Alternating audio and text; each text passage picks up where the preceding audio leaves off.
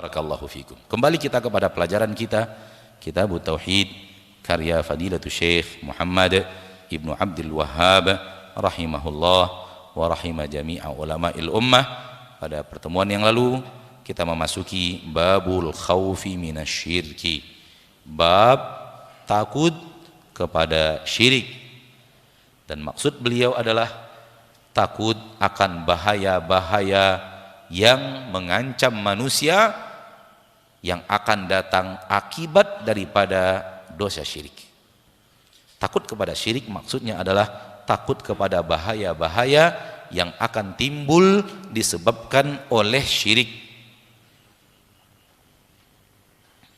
Disebabkan bahaya-bahaya akan timbul disebabkan syirik, maka kita takut syirik karena dia berefek sesuatu yang bahaya, dan tidak ada efek bahaya lebih daripada syirik.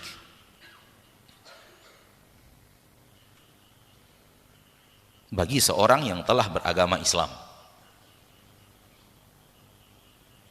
Adapun orang yang tidak masuk Islam, dia total syirik.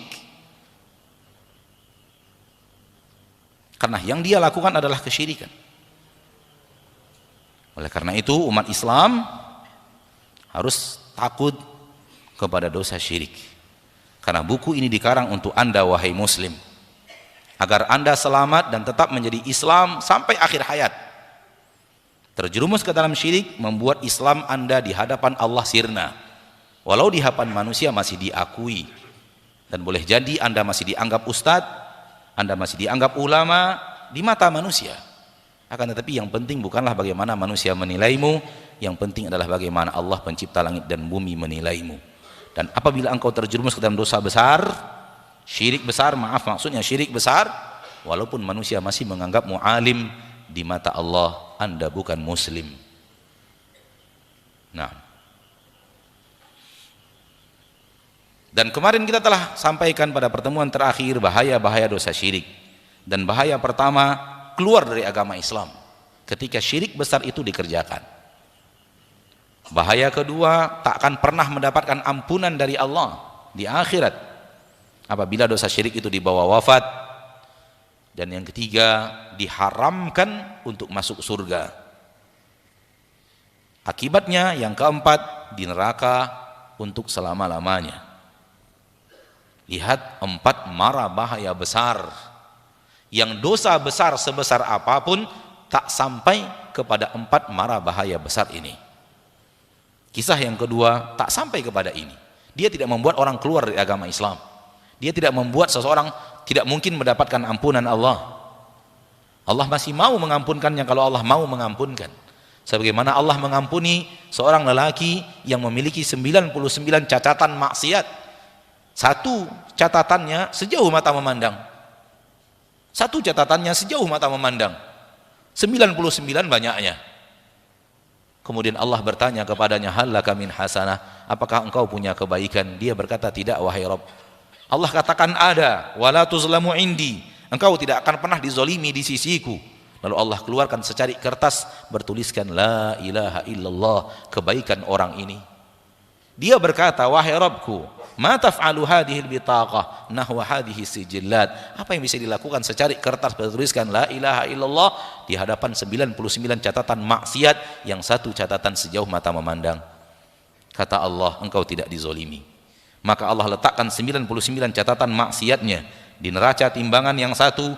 Allah letakkan la ilaha illallah, neraca timbangan yang kedua ternyata lebih berat la ilaha illallah yang dia miliki dibanding 99 catatan maksiat yang satu catatan sejauh mata memandang. Lalu Allah ampuni dia dan Allah masukkan dia ke dalam surganya. Kalau tidak ada syirik, masih ada kemungkinan mendapatkan pengampunan Allah sebesar apapun dosamu, asal tidak terjerumus ke dalam yang namanya syirik. Dan kita maksud dalam setiap syirik adalah syirik besar. Karena syirik kecil bukanlah yang membuat orang kekal di neraka untuk selama-lamanya. Dan syirik kecil sesuatu yang ditakuti Nabi hatta kepada para sahabat. Apalagi kita. Ada kemungkinan sahabat masuk ke dalam syirik kecil kata Nabi, sehingga dikhawatirkan Nabi. Oleh karena itu syirik kecil bukanlah pembatal keislaman.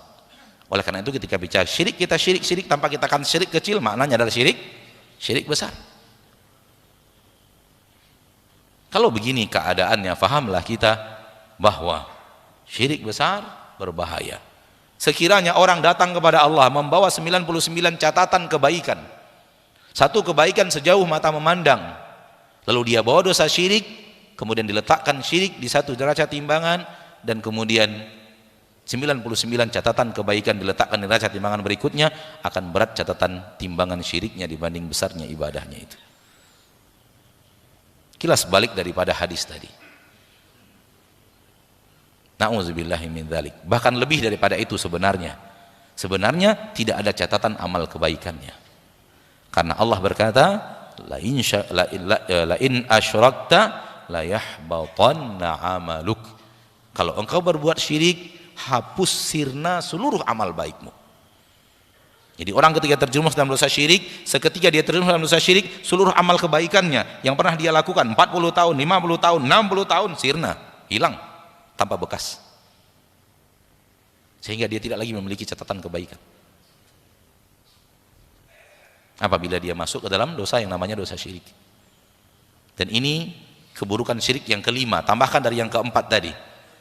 Tambahkan yang tadi 4 mara bahaya besar, masukkan ini sebagai yang kelima. Hilang seketika amal baik seorang manusia ketika dia terjerumus ke dalam syirik. 60 tahun dia beramal, hilang tanpa bekas. 70 tahun dia beramal soleh, salat, zakat, puasa, infak dan sedekah, mengayomi anak yatim piatu, hilang tanpa ada sisa apabila seorang terjerumus dalam dosa syirik. Maka ini yang paling dikhawatirkan. Dan kalau memang kita takut kepada 5 mara bahaya besar ini, maka wajib takut kepada syirik. Dan bagaimana mungkin orang takut kepada syirik kalau tidak belajar dalam ilmu tauhid?